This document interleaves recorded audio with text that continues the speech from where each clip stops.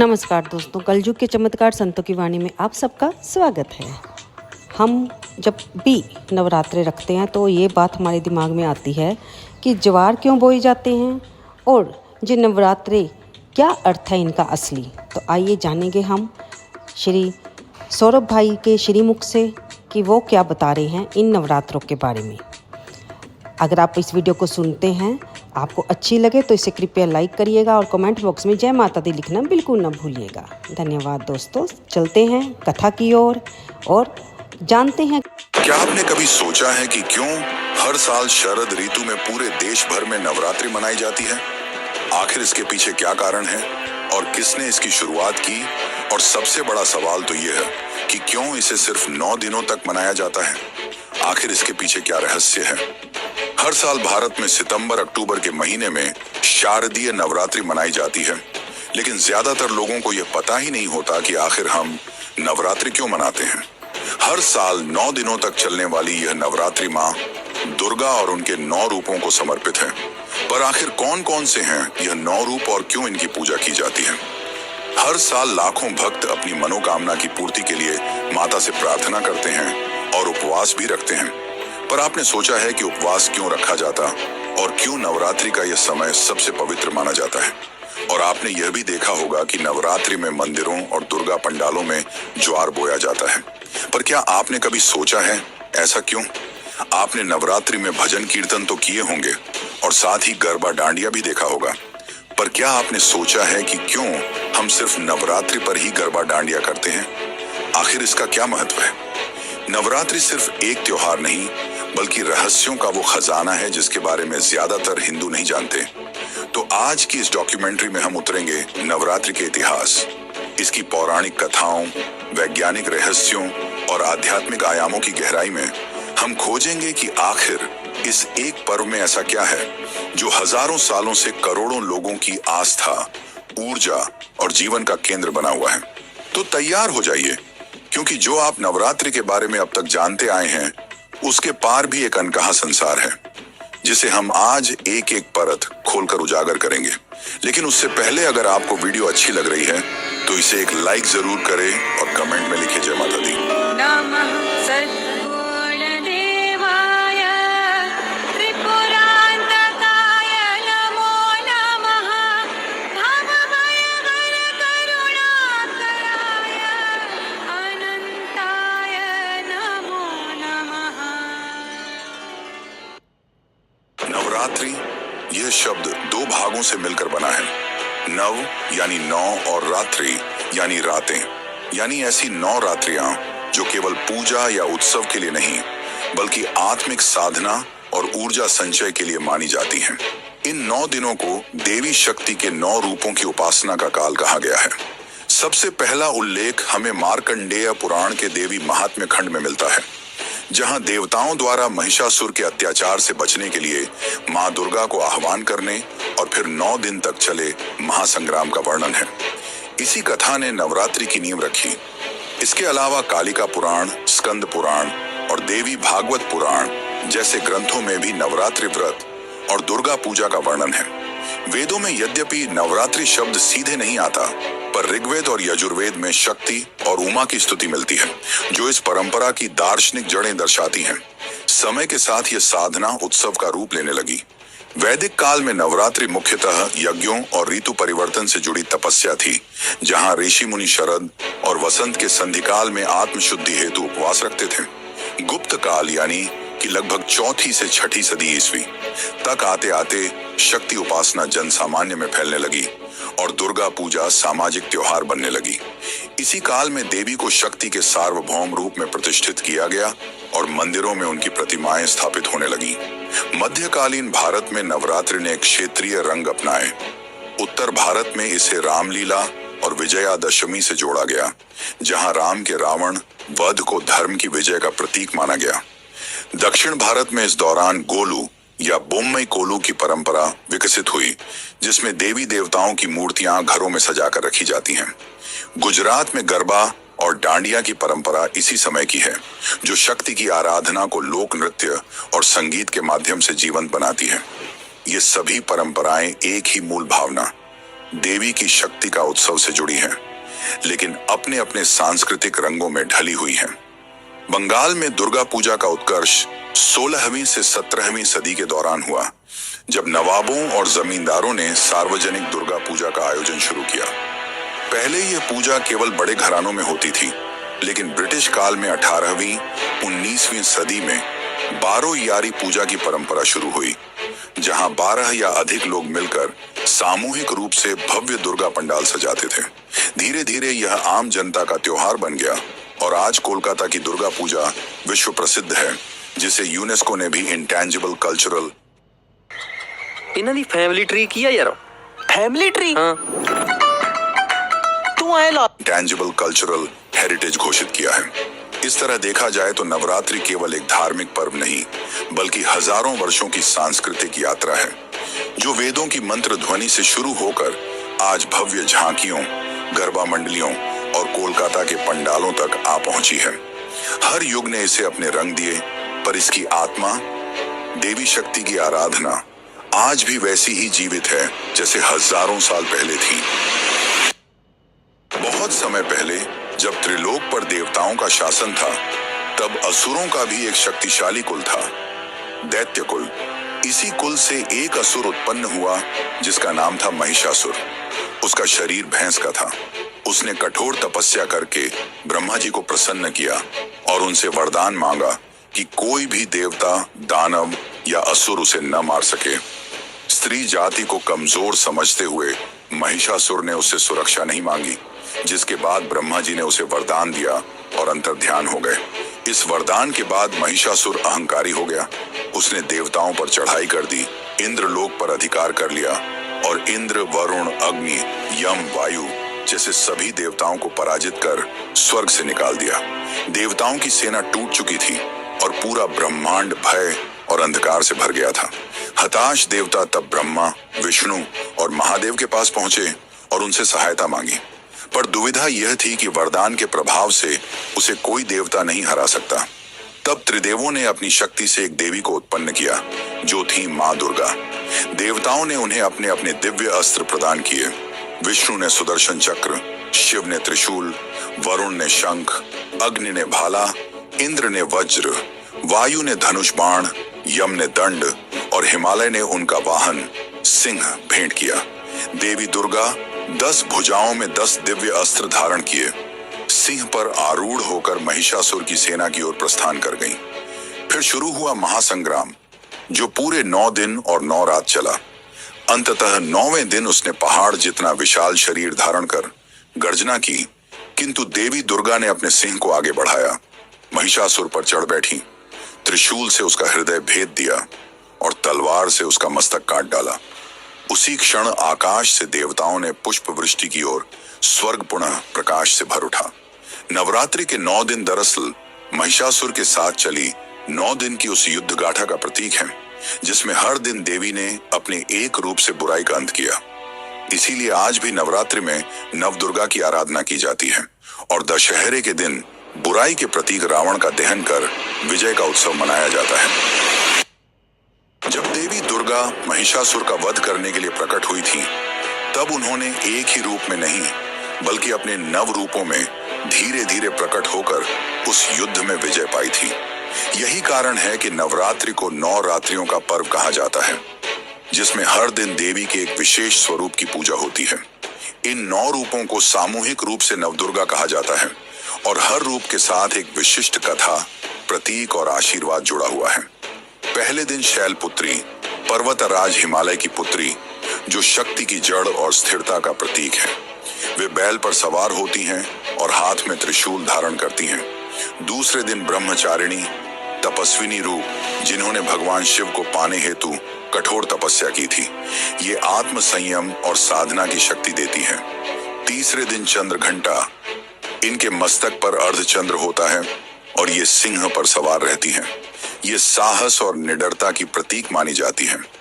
चौथे दिन कूष्मांडा, कहा जाता है कि इन्होंने अपनी मुस्कान से ब्रह्मांड की रचना की थी। ये सृजन और सकारात्मक ऊर्जा की देवी है। 5वें दिन स्कंद माता, भगवान कार्तिकेय की माता, जो भक्तों को मातृत्व और सुरक्षा का आशीर्वाद देती है।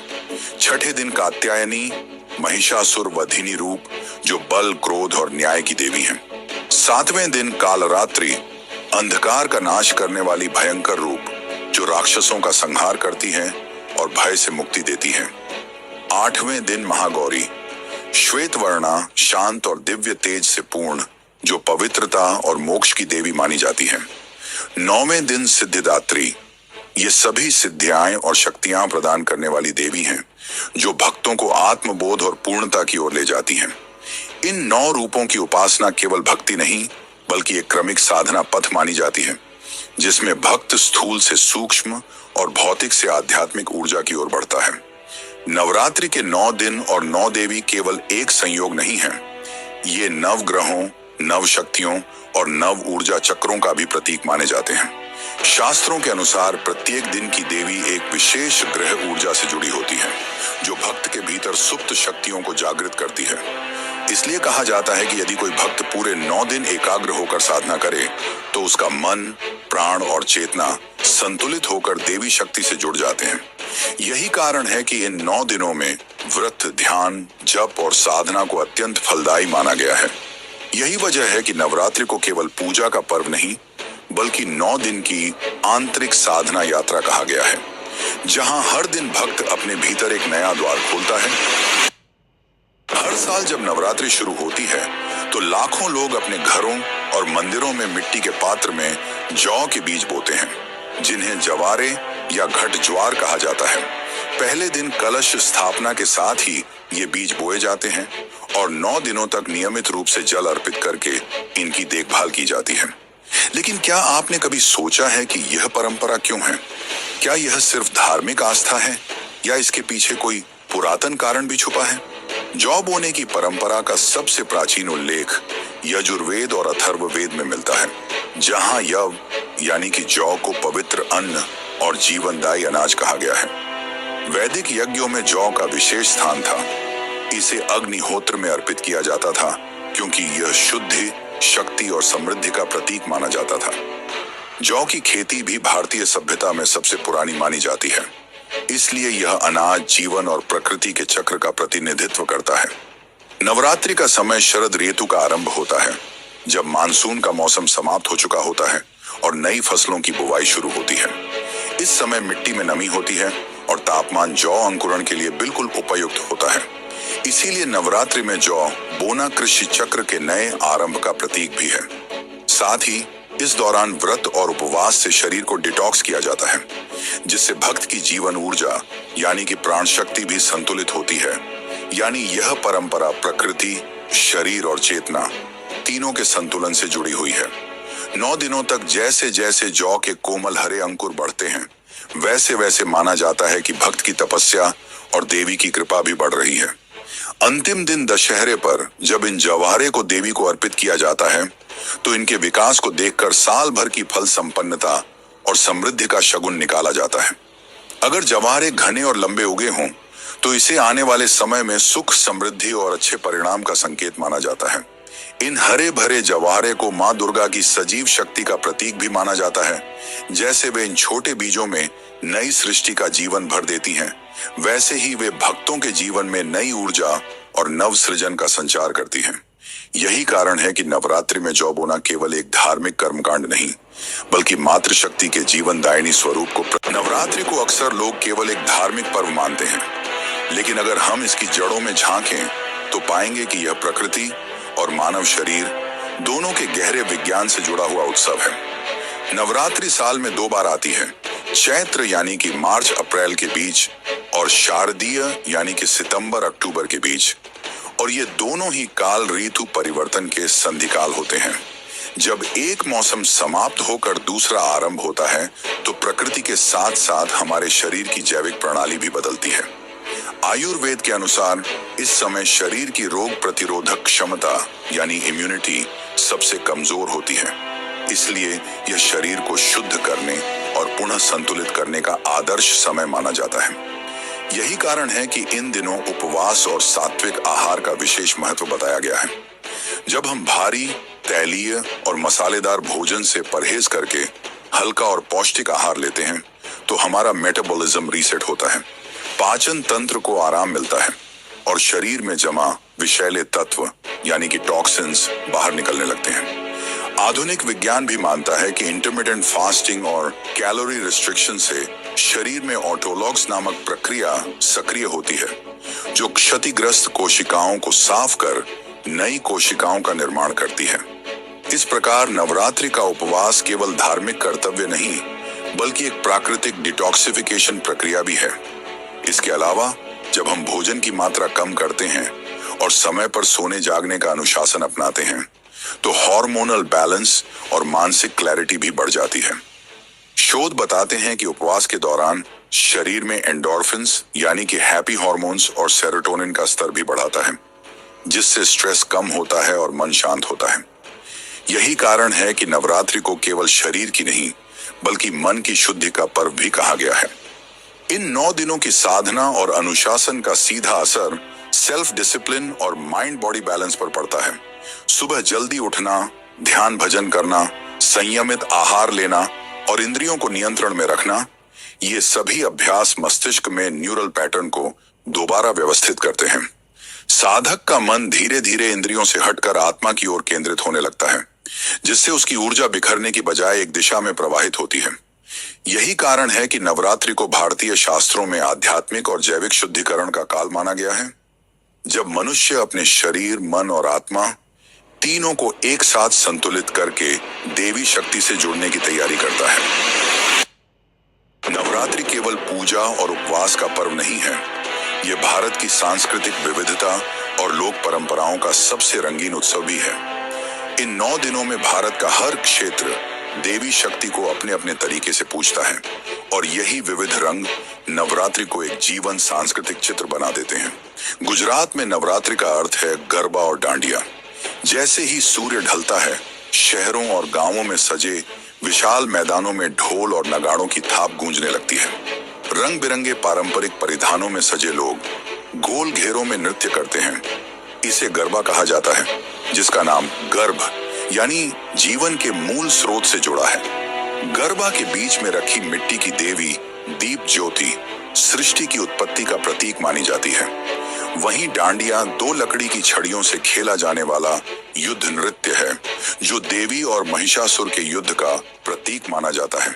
इस तरह गुजरात में नवरात्रि नृत्य, संगीत और भक्ति तीनों का उत्सव बन जाता है। बंगाल में नवरात्रि का रूप और भी भव्य होता है, जहां इसे दुर्गा पूजा कहा जाता है।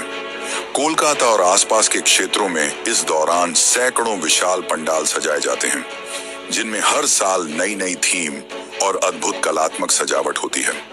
कलाकार महीनों तक मिट्टी की मूर्तियों को गढ़ते हैं, उन्हें रंगते हैं और देवी दुर्गा को महिषासुर का वध करते हुए दिखाया जाता है। पंडालों में पूजा, सांस्कृतिक कार्यक्रम, नृत्य, संगीत, भोग और सिंदूर खेला जैसे आयोजन होते हैं। दुर्गा पूजा केवल भक्ति नहीं, बल्कि बंगाली कला, मूर्ति कला और सामाजिक एकता का सबसे बड़ा उत्सव बन चुकी है, जिसे यूनेस्को ने भी इंटैंगिबल कल्चरल हेरिटेज का दर्जा दिया है। दक्षिण भारत में नवरात्रि को गोलू या बम्हाबली उत्सव के रूप में मनाया जाता है। यहाँ लोग अपने घरों में सीढ़ी नुमा मंच सजाते हैं, जिन पर देवी देवताओं, ऋषि मुनियों, पशु पक्षियों और लोक जीवन की छोटी छोटी मूर्तियां रखी जाती हैं। हर दिन महिलाएं भजन कीर्तन करती हैं और पड़ोस की महिलाएं एक दूसरे के घर जाकर प्रसाद और उपहार का आदान प्रदान करती हैं। यह परंपरा ज्ञान, सृजन और स्त्री शक्ति का सम्मान करने का प्रतीक मानी जाती है। उत्तर भारत में नवरात्रि रामलीला और दशहरा मेलों के रूप में जीवंत होती है। यहाँ इन 9 दिनों में रामायण की कथाओं का मंचन किया जाता है, जहाँ राम, लक्ष्मण, सीता और रावण के पात्र सजे हुए मंचों पर अभिनय करते हैं। अंतिम दिन विजयादशमी पर विशाल मैदानों में रावण, मेघनाद और कुंभकर्ण के पुतलों का दहन किया जाता है। यह परंपरा सत्य की असत्य पर विजय का प्रतीक बन चुकी है और लाखों लोग इसे देखने जुटते हैं। इस तरह नवरात्रि भारत की असंख्य लोक धाराओं को एक धागे में पिरोने वाला उत्सव है, जहां पूजा के साथ कला, संगीत, नृत्य, रंग, नाट्य और सामुदायिक एकता का अद्भुत संगम देखने को मिलता है। यही सांस्कृतिक विविधता नवरात्रि को केवल एक धार्मिक पर्व नहीं, बल्कि भारत की आत्मा का उत्सव बना देती है। अधिकतर लोग नवरात्रि को केवल साल में एक बार आने वाला पर्व मानते हैं, लेकिन सच यह है कि नवरात्रि साल में 4 बार आती है। और हर नवरात्रि का स्वरूप, उद्देश्य और ऊर्जा बिल्कुल अलग होती है। इनमें से 2 को सामान्य नवरात्रि कहा जाता है और 2 को गुप्त नवरात्रि, जो विशेष रूप से साधकों और तांत्रिक उपासकों के लिए मानी जाती है। सबसे प्रसिद्ध है शारदीय नवरात्रि, जो हर साल सितंबर-अक्टूबर में शरद ऋतु की शुरुआत पर आती है। इसी नवरात्रि में देवी दुर्गा के 9 रूपों की भव्य पूजा होती है। दूसरी है चैत्र नवरात्रि, जो हर साल मार्च-अप्रैल में वसंत ऋतु की शुरुआत पर आती है और रामनवमी पर समाप्त होती है। यह नवरात्रि मर्यादा, धर्म और सत्वगुण की ऊर्जा से जुड़ी मानी जाती है। उत्तर भारत में इसे नववर्ष का आरंभ भी माना जाता है और बहुत से लोग इसी नवरात्रि में कन्या पूजन करते हैं। चैत्र और शारदीय नवरात्रि आमजन के लिए होती हैं और इन्हें लोक नवरात्रि कहा जाता है। लेकिन इसके अलावा साल में 2 बार और भी नवरात्रियां आती हैं। आषाढ़ यानी कि जून जुलाई और माघ यानी कि जनवरी फरवरी में, जिन्हें गुप्त नवरात्रि कहा जाता है। ये नवरात्रियां आम जन के लिए नहीं बल्कि तांत्रिक साधना और गूढ़ शक्ति पूजन के लिए आरक्षित मानी जाती हैं। कहा जाता है कि इस समय ब्रह्मांडीय ऊर्जा विशेष रूप से तीव्र होती है और साधक इस काल में देवी के उग्र रूपों जैसे काली, तारा, भैरवी, छिन्नमस्ता, त्रिपुर सुंदरी और भुवनेश्वरी की आराधना करते हैं। इस काल को आत्मिक शक्ति, सिद्ध प्राप्ति और कुंडलिनी जागरण के लिए सबसे उपयुक्त माना गया है। नवरात्रि में शक्ति साधना का गूढ़ पक्ष बहुत प्राचीन है। देवी महात्म्य और तंत्रसार जैसे ग्रंथों में बताया गया है कि नवदुर्गा केवल पूजा की प्रतीक नहीं है, बल्कि वे मानव शरीर के 9 ऊर्जा चक्रों यानी कि नवचक्र की जागरण शक्तियां भी हैं। साधक जब क्रमशः 9 दिनों तक देवी के 9 रूपों की आराधना करता है तो वह अपनी सुप्त ऊर्जा को ऊपर की ओर प्रवाहित करता है, जिससे कुंडलिनी शक्ति का जागरण होता है। यही कारण है कि गुप्त नवरात्रि के दौरान बहुत से साधक एकांत में रहकर मौन व्रत, जप, हवन और ध्यान जैसी विधियों से साधना करते हैं। कामाख्या जैसे शक्ति पीठों में गुप्त नवरात्रि का महत्व और भी अधिक होता है। असम स्थित कामाख्या पीठ में नवरात्रि के दिनों में हजारों तांत्रिक साधक एकत्र होते हैं और देवी की तांत्रिक पूजा करते हैं, जहां आम भक्तों का प्रवेश भी सीमित होता है। यहाँ की मान्यता है कि नवरात्रि के दिनों में स्वयं देवी की ऊर्जा जागृत होकर संपूर्ण स्थल को साधना के लिए जीवंत कर देती है। इस प्रकार नवरात्रि केवल भक्ति और उत्सव का पर्व नहीं है, बल्कि इसके भीतर आध्यात्मिक, ऊर्जात्मक और तांत्रिक परंपराओं की गहरी परतें भी छुपी हैं। शारदीय और चैत्र नवरात्रि जहां बाहरी जीवन में शक्ति और अनुशासन जगाने के लिए होती है, वहीं आषाढ़ और माघ गुप्त नवरात्रि आत्मिक ऊर्जा को जगाकर साधक को स्वयं देवी रूप बनने की यात्रा पर ले जाती है। समय बदल चुका है, पर नवरात्रि का आकर्षण आज भी उतना ही प्रखर है जितना सदियों पहले था। आज जब दुनिया डिजिटल युग में प्रवेश कर चुकी है, तब भी करोड़ों लोग नवरात्रि के 9 दिन श्रद्धा और अनुशासन के साथ बिताते हैं। अब बहुत से मंदिरों ने ऑनलाइन यात्रा पंजीकरण और डिजिटल आरती प्रसारण शुरू कर दिए हैं, जिससे लाखों भक्त घर बैठे ही माता के दर्शन कर पाते हैं। लोग मोबाइल ऐप्स से व्रत कैलेंडर देखते हैं, ई पास बुक करते हैं और भक्ति गीतों की प्लेलिस्ट सुनते हुए पूरे दिन उपवास करते हैं। यह दर्शाता है कि तकनीक भले ही बदल जाए, आस्था की लौ आज भी उतनी ही प्रज्वलित है। साथ ही अब नवरात्रि को और भी पर्यावरण हितैषी और जागरूक रूप में मनाया जाने लगा है। पहले जहां भारी प्लास्टर और रंगों से बनी मूर्तियां जल प्रदूषण का कारण बनती थी, वहीं अब मिट्टी, शालग्राम पत्थर और बायोडिग्रेडेबल सामग्री से बनी मूर्तियां अधिक लोकप्रिय हो रही हैं।